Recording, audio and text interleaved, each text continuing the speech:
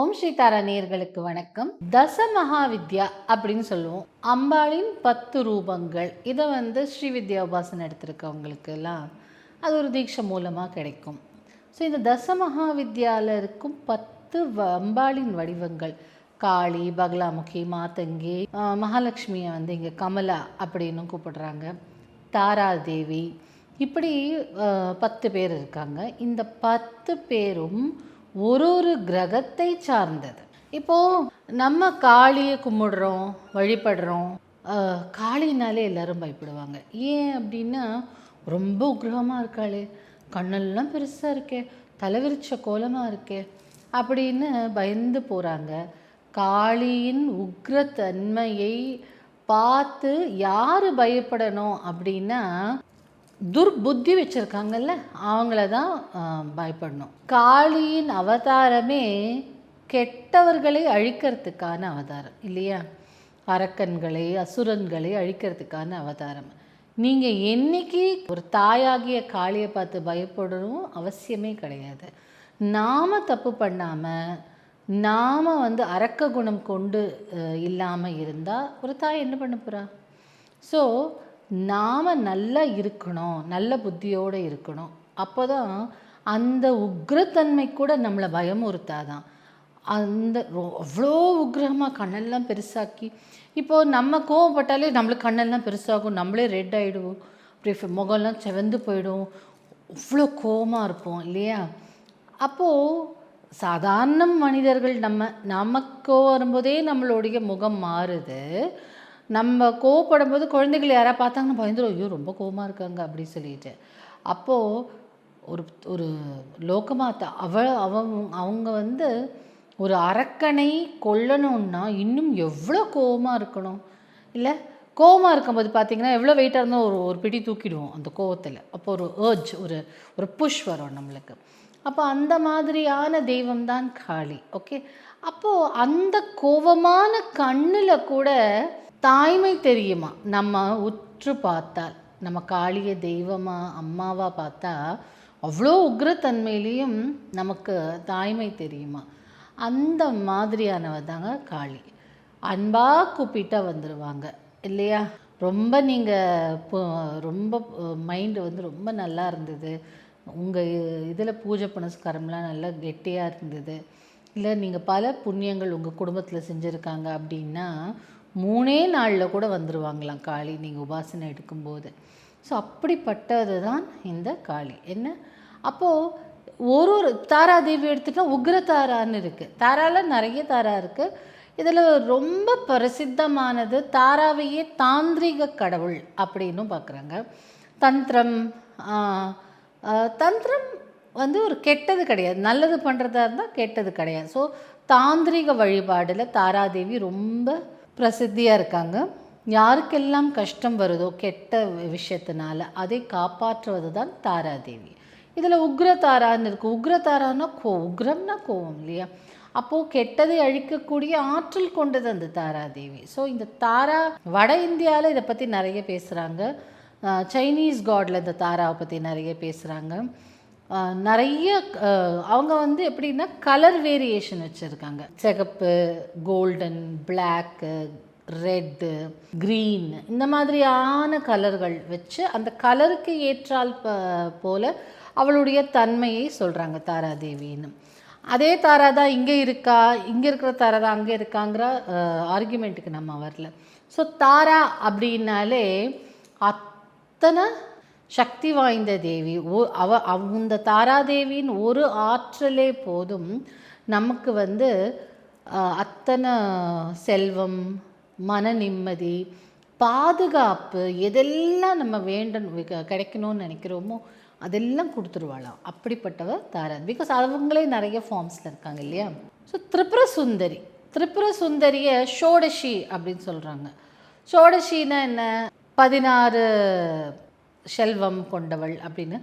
அவள் அத்தனை திரிபுர சுந்தரி, அத்தனை அழகு. அப்போது நம்ம ஷோடஷி, திரிபுர சுந்தரி, லலிதாம்பிகா இதையே நம்ம சாண்ட் பண்ணால் கூட நம்மளுக்கு பாதுகாப்பு, நல்ல அழகு. அழகுனா பார்த்த உடனேயே நம்மளுக்கு ரொம்ப பிடிச்சிரும்ல. ஒரு ஒரு மேக்னிஃபிசன்ட் கரிஷ்மா அப்படி சொல்லுவாங்க. அந்த மாதிரி சாமிங்காக கரிஸ்மேட்டிக்காக இருக்கக்கூடிய ஒரு தெய்வம். நமக்கும் அவளை வழிபட நமக்கும் அதை கொடுத்துடுவாள். ஸோ லலிதாம்பிகையே அழகு. லலிதாம்பிகையில் ஷோடஷி, திரிபுர சுந்தரி, லலிதாம்பிகை மூணுமே ஒன்றா இருந்தாலும் ஒரு பேரை சொல்லும்போது அத்தனை அழகு நம்மளுக்கு கிடைச்சிரும். இதில் பாலா திரிபுர சுந்தரின்னு சொல்லுவாங்க. அழகாக ஒரு ஒத்த பெண்ணெல்லாம் முன்னாடி போட்டுட்டு குட்டி குழந்தை இருக்கும், அவ்வளோ சுட்டி. அந்த பாலாவுமே அவ்வளோ சீக்கிரமாக நம்மளோட எப்படி குழந்தைகள் எல்லாம் ஒரு நல்ல மனதுள்ள ஒருத்தங்களை பார்த்த உடனே சில குழந்தைகள்லாம் அப்படி அட்டாச் ஆகிடும். சில குழந்தைங்கள் சில பேரை பார்த்தோன்னே குழந்தைகள் கிட்டேயே வராது. அப்போது நம்ம பரிசுத்தமாக இருந்தோம் அப்படின்னா இந்த பாலா திரிபுர சுந்தரி பாலா இருக்கால டப்புன்னு வந்துடுவாள் நம்மக்கிட்ட. இன்னமும் ஒரு ஸ்டூடெண்ட் சொன்னாங்க, அவங்க வீட்டில் பாவாடை போட்டு சுற்றிட்டே இருக்கும் அப்படின்னு.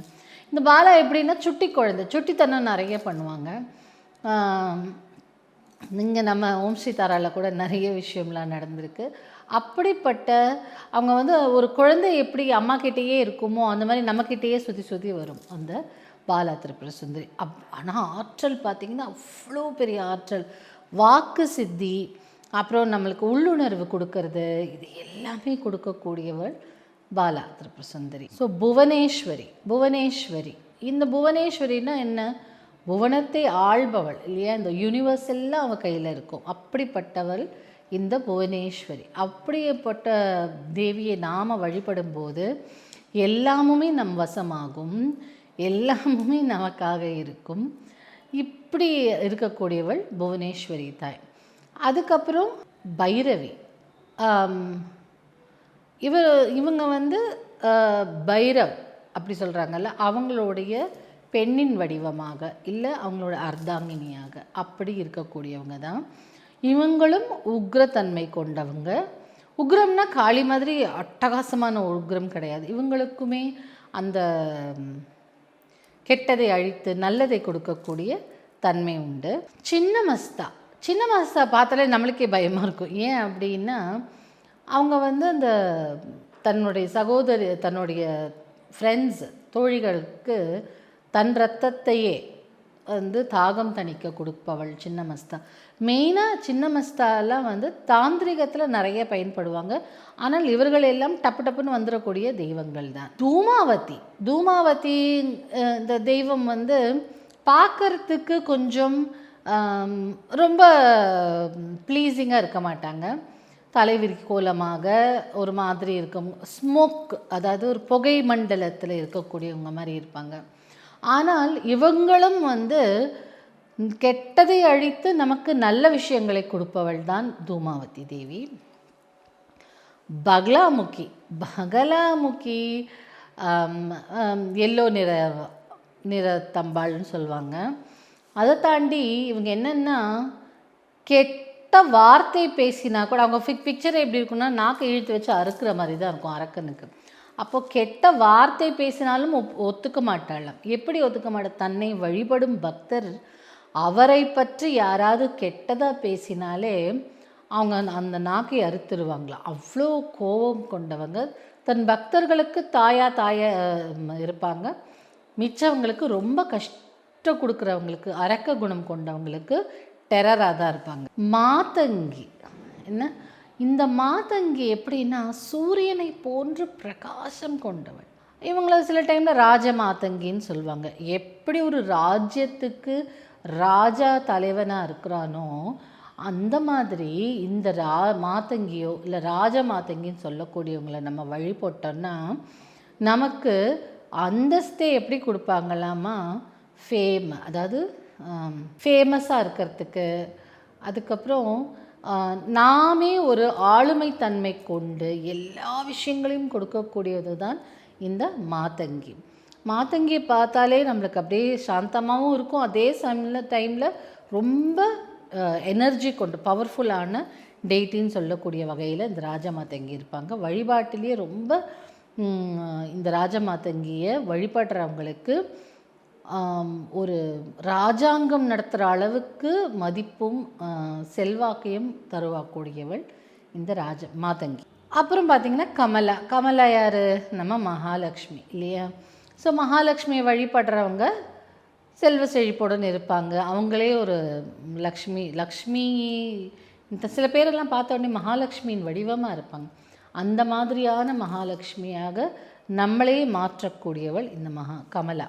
ஸோ இந்த 10 அம்பாளும் ஒரு அம்பாளும் ஒரு கிரகத்தோடு இணைந்தவர்கள். அப்போது இந்த வரிசையாக பார்க்கலாம் நம்ம இவங்க எந்த கிரகத்தோடு இணைந்தவங்க. காளி எடுத்துக்கிட்டிங்கன்னா சனியோடு இணைந்தவர். அப்போது சனினாலே டார்க்கு, அதுவும் காளி. அப்போது நியாய தர்மத்திற்காக போராடக்கூடியது யாரெல்லாமோ சனியின் ஆதிக்கம் இருக்கும் இல்லையா? நல்லது பண்ணால் நல்லது செய்வாங்க, கெட்டது பண்ணால் கெட்டது தான் செய்வாங்க. அதனால் நாம் டைம் நல்லா இருக்கும்போது இஷ்டத்துக்கு ஆடிடுவோம். சனி 7:30 ஏதோ பிடிக்கும்போது என்ன சொல்லுவோம்? இச்சிச்சோ சனீஸ்வர பகவான் பிடிச்சிட்டாரு, நம்மளுக்கு இப்படி ஆகிடும் அப்படி ஆகிடும். நீங்கள் டைம் நல்லா இருக்கும்போது நல்லபடியாக வாழ்ந்தால் 7:30 கூட நம்மளுக்கு நல்லது தான் நடக்குமா. அதனால் நாம் டைம் நல்லா இருக்கும்போது ஆட்டம் ஆடாமல், பிறரை அவமானம் செய்யாமல், பிறர் மனதை புண்படுத்தாமல், அடித்து பிடுங்கி வாங்கி சாப்பிடாமல் நல்லபடியாக இருந்தோம்னா நமக்கு 7:30 நாட்டு சனியில் கூட நல்லது நடக்கும். அதே மாதிரி சனினை ஒரு தீய பார்வையிலேருந்து நம்மளை காப்பாற்றுறதும் காளி தான். சரியா? அப்போது சனி. நெக்ஸ்ட்டு தாரானாலே ஒரு வழிகாட்டி அப்படின்னு சொல்லுவாங்க. அப்போ நம்ம வாழ்க்கையில் வழிகாட்டுறது யார்? நம்ம குரு. அப்போ தாரா யார்? எந்த கிரகத்தை சேர்ந்தவர்னா குரு கிரகத்தை சேர்ந்தவர் தான் தாரா. ஷோடசி, திரிபுர சுந்தரி, இது எல்லாமே ஞானத்தை கொடுக்கிறவர்கள். அதனால் நமக்கு புதன் கிரகத்தை சார்ந்தவங்க. புவனேஸ்வரி சந்திரனை போன்றவள் அப்படின்னால சந்திரப்பிறை எல்லாம் சூடிக்கொண்டிருப்பாள் இல்லையா அம்பாள்? அந்த மாதிரி சந்திரனை போன்ற அழகான முகம் கொண்டவள், சந்திரனை போல காம இருக்கக்கூடியவள். அதனால் இவளுக்கு சந்திரன் கிரகம் சார்ந்தவள் அப்படின்னு சொல்கிறாங்க. ஸோ பைரவி யார் அப்படின்னு பார்த்தோன்னா காலம் சொல்லக்கூடிய லக்னம், டைம், இதை சார்ந்தவங்கள் தான் பைரவி. சின்னமஸ்தா அப்படிங்கிற தெய்வம் ராகு என்ற கிரகத்தை சார்ந்தவள். ராகுவை ரூல் பண்ணக்கூடியது தான் சின்னமஸ்தா. தூமாவதி கேது ராகுங்கிறது தலை, கேதுங்கிறது பாடி இல்லையா? அந்த பாடி பாம்பின் வடிவில் இருக்கும். ஸோ அது தூமாவதி, கேது. பகலாமுகி அப்படின்னாலே செவ்வாய் கிரகத்தை சேர்ந்தது, மங்கள்னு சொல்லுவாங்க. அதை ரூல் பண்ணக்கூடிய தெய்வம் பகலாமுகி. செவ்வாய் தோஷம் இருக்குது, இல்லை செவ்வாய் தோஷத்தினால திருமணம் தள்ளி போகுது, செவ்வாய் இந்த ஆற்றல் குறையணும், இந்த கெட்ட ஆற்றல் நம்ம மீது குறையணும் அப்படின்னால பகலாமுகி தெய்வத்தை வேண்டலாம். மாதங்கி ஆல்ரெடியே சூரியன் போல பிரகாசத்தை கொண்டவள் இல்லையா? அந்த ஜொலிப்பு இருக்கிறதுனால இந்த அம்பாள் ரூல் பண்ணுற பிளானட் சூரியன். அதுக்கப்புறம் மகாலட்சுமினாலே அவங்க எந்த பிளானட்டில் ரூல் பண்ணுவாங்க? வீனஸ், அதாவது சுக்ரன் இல்லையா? அதனால தான் சுக்கிரவாரத்தை உகந்த நாளாக பார்க்குறோம், ஃப்ரைடேவை. ஸோ இந்த தசமகாவித்யாங்கிறது அதோட தனி தாந்திரிக்கவே இருந்தாலும் இவங்க இந்தந்த பிளானட்டை ரூல் பண்ணியிருக்காங்க. அப்போ உங்கள் ஜாதகத்தில் இந்த கிரகம் நீச்சமாக இருக்குது, இல்லை இந்த கிரகத்தினால் உங்களுக்கு பிரச்சனை இருக்குன்னா தசமகாவித்யாவில் இருக்கும் இந்த அம்பாளை வழிபட்டாலே அதையுமே நம்ம சரி பண்ணிடலாம்.